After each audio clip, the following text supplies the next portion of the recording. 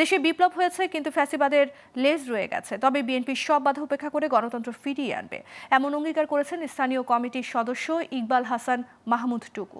বিকেলে লালমনিরহাটে বড়বাড়ির শহীদ আবুল কাশেম কলেজ মাঠে শহীদ জিয়া স্মৃতি ফুটবল টুর্নামেন্টের সেমিফাইনালে খেলার প্রধান অতিথির বক্তব্যে তিনি কথা বলেন।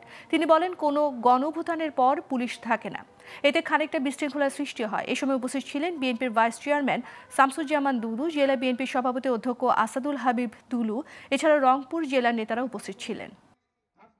এই ধরনের গণঅভ্যুত্থানের পরে যেখানে পুলিশ থাকে না, কেউ থাকে না, সেখানে এরকম বিশৃঙ্খলা হওয়াটা স্বাভাবিক। এবং এটাকে বলে যে রেভলিউশনারি তেল, বিপ্লব হয়, যে বিপ্লবের লেজ থাকে, সেই লেজগুলো যারা পতিত হয়, যে রেজিম পতিত হয়, তারা এই সরকারিগুলোর চেষ্টা করবে।